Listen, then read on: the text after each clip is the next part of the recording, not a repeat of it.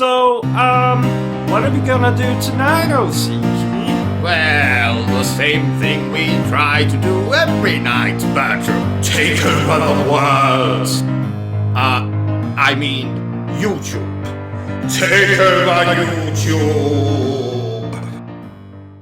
Ladies and gentlemen, boys and girls, welcome to Obsessive Compulsive Gaming. I am the Obsessive Compulsive Gamer, joined once again by my faithful manservant / Bucktotem Bertram, and this is my review for the CASTLEVANIA Anniversary Collection. So my friends, the CASTLEVANIA Anniversary Collection was released in 2019 for all of our favorite machines.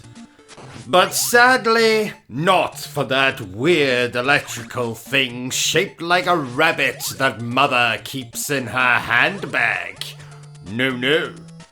But just what is CASTLEVANIA? I'm so glad you asked, dear viewer. CASTLEVANIA, not to be confused with Tasmania, is a series of platformers where, most of the time, you'll play as some kind of vampire hunter who must bring an end to Dracula. Now this can be accomplished in various ways, but most of the time, you'll stab the shit out of anything that crosses your path before doing the same to Dracula himself. Now, you would think that Dracula would maybe invest in some body armor after this happens for him the first time. I mean, at least a bulletproof vest, codpiece, and or knee pads. But oh no, he continues to just wear his frilly shirts and waistcoats that wouldn't stop a bloody toothpick. In most, if not all of the games, you will be playing as one of the Belmonts, a family sworn to kill Dracula, to fight the darkness and other some sort nonsense.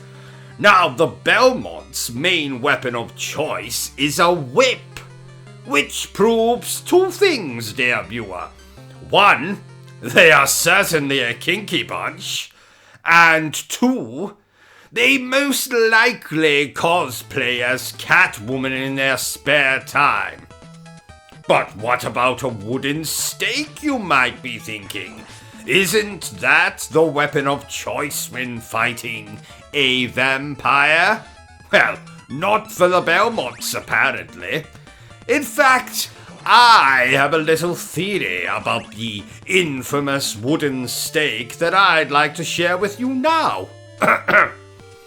Now, I believe that the wooden stake is actually a phallic symbol, representative of man's you-know-what. So, when a wooden stake is driven into a vampire, or a goth, if you're doing it for fun, it is almost like driving your you-know-what into them. You're not so much killing the vampire as much as you are sexually assaulting them. So, think about that the next time you are stabbing Dracula. And speaking of Dracula, you'll face more than just vampires in these games, dear viewer. You'll fight all manner of disgusting creatures, such as skeletons, werewolves, zombies, and, most hideous of all, my mother-in-law. Moving on, this collection contains 8 games. That's right, 8 games. Titles such as the original Castlevania, Castlevania 2, Castlevania 3, and even Kid Dracula. An odd choice, to be sure. I mean, who the hell would have sex with Dracula. Apart from Helena Bonham Carter, of course. And besides, wouldn't that be considered necrophilia? Sadly, for me, most of these games are harder than finding an obese man's genitalia, and that means I find them incredibly frustrating to play. Not helped by the fact that these games, especially the early titles, look like arse and have aged about as well as Mick Jagger's face. These games feature all of the worst things about platformers in the late 1980s, early 1990s. Stuttering, knockback, instant death spikes, bosses with a health bar bigger than Ron Jeremy's meat, limited lives and continues, and it's even said that playing these games after midnight could infect you with chlamydia. Yes, this is a true story.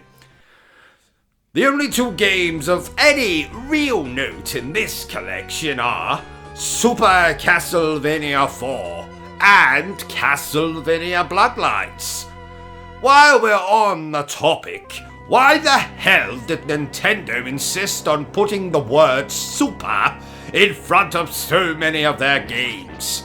Like Super Castlevania, Super Star Wars, Super Mario, Super Schindler's List. I might have just imagined that last one. And yes, I understand. It's because they were Super Nintendo games. Doesn't make it any less annoying though. I mean, did Sega insist on putting the word Mega in front of all of their Mega Drive games? I don't think so. What the hell was I even talking about before I went off on this tangent? Oh yes! So, overall, I was not impressed with most of the Castlevania games they chose to include in this collection. How can you produce an anniversary collection for Castlevania and not include some of the best games? Like Aria of Sorrow, Order of Ecclesia, Portrait of Ruin, or the criminally underrated Bitches of Dracula. I might have imagined that last one. Shame on you, Konami. Shame on you. So, overall, in a collection of 8 games, 6 are bollocks and 2 are very good. Therefore, I am going to give the Castlevania Anniversary Collection a 6 out of 10.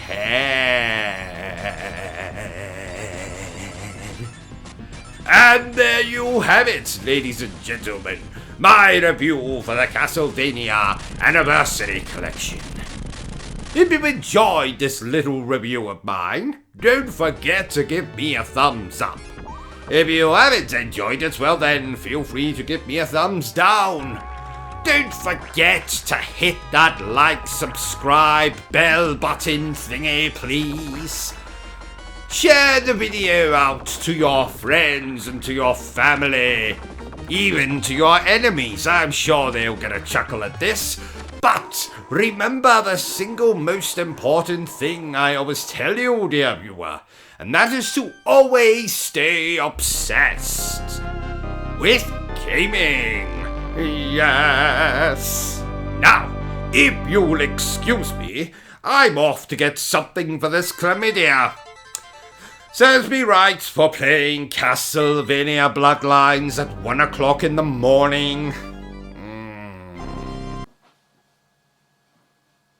Are you still here? Go away! I'm sure you've got something better to do with your time.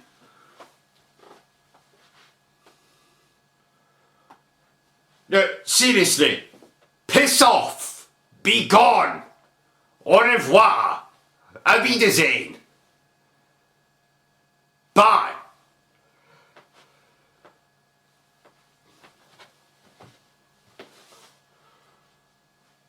What in the hell is wrong with you? Go away! Vacate this space! Hit the cross at the top of the screen! The video is done! It's over! It's finito! It's caputo!